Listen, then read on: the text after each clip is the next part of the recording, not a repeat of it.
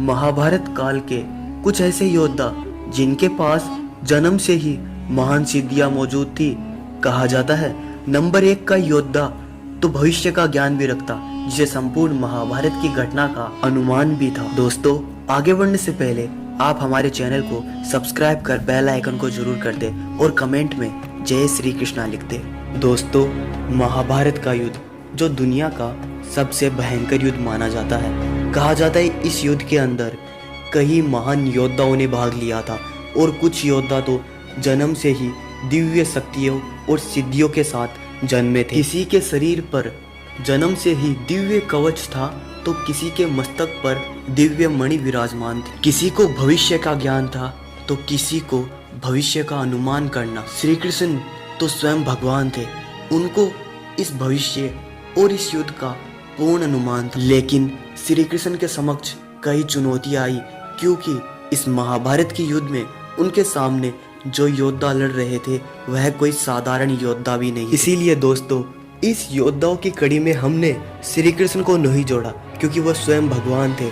आज हम बात करने वाले हैं उन 5 शक्तिशाली महान योद्धाओं जो जन्म से ही महान सिद्धियों और शक्तियों के स्वामी थे। दोस्तों, हमने नंबर 5 पे रखा है महाबली भीम को। भीम के बारे में कौन नहीं जानता। माता कुंती ने पवन देव से भीम को पुत्र के रूप में प्राप्त किया, इसीलिए भीम को पवन पुत्र भी कहा जाता है। हनुमान जी के वह अनुज के रूप में भी जाने जाते हैं। दोस्तों, कहा जाता है भीम की महान बलवान शक्तियों के कारण आज उन्हें महान गदाधारी भीम भी कहते हैं। हमें ये ज्ञात है दुर्योधन के बचपन में विष देने से एक घटनाक्रम के कारण भीम में 1000 हाथियों का वाहन बल आया। दोस्तों, हम इस बल के मध्य किसी दिव्य स्तर की बात नहीं कर रहे, हम बात कर रहे हैं मल्ल युद्ध की। महाभारत युद्ध में मल्ल युद्ध में भीम से बड़ा और शक्तिशाली कोई भी योद्धा नहीं था। अब हम बात करते हैं उस दिव्य शक्तिशाली योद्धा की जो एक ही पल में संपूर्ण महाभारत को नष्ट करने की क्षमता रखता, जिसके 3 बाण संपूर्ण महाभारत को एक ही पल में समाप्त कर सकते। हाँ, हम बात कर रहे हैं महान वीर बर्बरिक। बर्बरिक दुनिया के सर्वश्रेष्ठ धनुर्धर में से एक थे। संपूर्ण महाभारत युद्ध को समाप्त करने के लिए बर्बरिक के 3 बाण ही काफी थे। कहा जाता है कि बर्बरिक ने महाभारत युद्ध से पूर्व ही अपनी माता को वचन दिया कि जो भी युद्ध में निर्बल पक्ष होगा मैं उनकी ओर से युद्ध करूंगा। किंतु श्री कृष्ण सब जानते थे, इसलिए उन्होंने बर्बरिक को संपूर्ण ज्ञान दिया और बताया कि यदि तुम किसी भी एक पक्ष से युद्ध करोगे तो निष्पक्ष तुम्हें दोनों ही पक्ष को समाप्त करना पड़ेगा, पहले पांडव हो चाहे कौरव हो। इसीलिए श्री कृष्ण ने बर्बरिक से उनका शीश का दान मांगा। दोस्तों, बर्बरिक चाहते तो एक ही पल में दोनों पक्षों को समाप्त करने की शक्ति रखते थे, किंतु आज श्री कृष्ण की कृपा से और स्वयं श्री कृष्ण के रूप में उन्हें खाटू श्याम जी के नाम से पूजा जाता है। अब बात करते हैं नंबर 3 पर मौजूद सबसे शक्तिशाली योद्धा की। वो कोई और नहीं, वो थे स्वयं अश्वत्थामा। अश्वत्थामा बचपन से ही एक दिव्य मणि के साथ जन्मे थे, जिसके कारण वो कोई भी गंधर्व पिशाच से कभी युद्ध भी नहीं हारे थे। उस मणि के कारण उनमें असहाय बल था। कहा जाता है इसी के साथ उनके गुरु और पिता गुरु द्रोण ही थे, जिन्होंने कौरव और पांडवों को दिव्य अस्त्रों और शस्त्रों की शिक्षा दी। गुरु द्रोण को हर एक दिव्य अस्त्रों का ज्ञान था और जो उन्होंने अपने पुत्र अश्वत्थामा को भी दिया। लेकिन अश्वत्थामा कौरवों की ओर से युद्ध किया था। कहा जाता है वो अपनी शक्तियों और अपने घमंड के कारण अपनी राह भटक गया। यदि अश्वत्थामा वास्तव में धर्म के पक्ष में होता और पांडवों की ओर से युद्ध करता तो यह युद्ध कब का ही समाप्त हो जाता। अश्वत्थामा के बारे में कुछ कहानियों के अनुसार यह भी कहा जाता है कि ये स्वयं महादेव रुद्र के अंश भी थे, जिसके कारण इनमें महान बल था।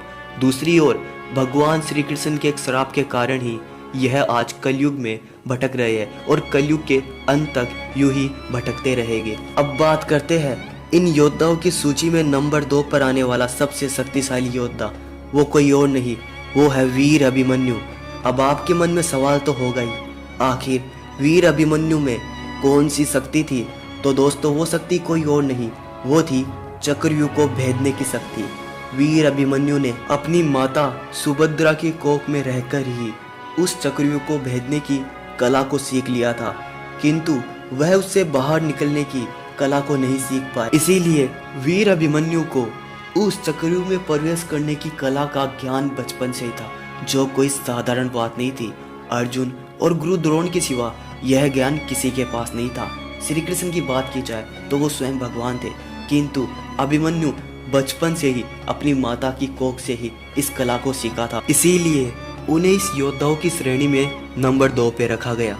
अब बात करते हैं नंबर 1 के उस रहस्यमय दिव्य शक्तियों वाले योद्धा की, जो महान पराक्रमी था और जिसे संपूर्ण महाभारत युद्ध का ज्ञान भी पूर्व से ही था। वो कोई और नहीं दोस्तों, वो थे सहदेव। भविष्य में होने वाली घटनाओं का ज्ञान पूर्व ही जान लेते, क्योंकि उनमें भविष्य जानने की सिद्धि पूर्व से ही मौजूद थी और वह यह भी जानते थे आगे भविष्य में क्या क्या होने वाला है और महाभारत युद्ध में किसकी विजय होगी, कौन किसका वध करेगा और कौन कितना पापी होगा और कितना धर्म के साथ होगा, किसने किस प्रकार महाभारत युद्ध में वीर गति को प्राप्त किया है। किंतु सहदेव ये सब जानते हुए भी और इन घटनाओं के बारे में अनुमान होते हुए भी किसी के साथ ये बातें साझा क्यों नहीं की। दोस्तों, कहा जाता है इसके पीछे भी एक खास वजह थी और वो थी समय चक्र को बदलना।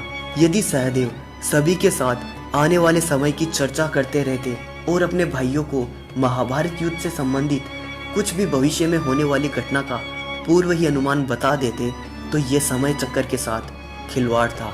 इसीलिए सहदेव ने कभी भी किसी भी घटना के बारे में किसी को नहीं बताया। यदि सहदेव सब कुछ भविष्य से संबंधित महाभारत युद्ध के बारे में पांडवों को बता देते, तो शायद ही ये महाभारत का युद्ध होता। दोस्तों, ये थे महाभारत के 5 सबसे शक्तिशाली योद्धा। इसमें कई ऐसे योद्धा भी थे जिसमें पितामह भीष्म, गुरु द्रोण, महारथी कर्ण, एकलव्य। तो इन पर आने वाले समय में हम एक डिटेल में वीडियो जरूर लेकर आएंगे। अगर आपको हमारी ये वीडियो पसंद आए तो चैनल को सब्सक्राइब कर कमेंट में जय श्री कृष्णा जरूर लिखें।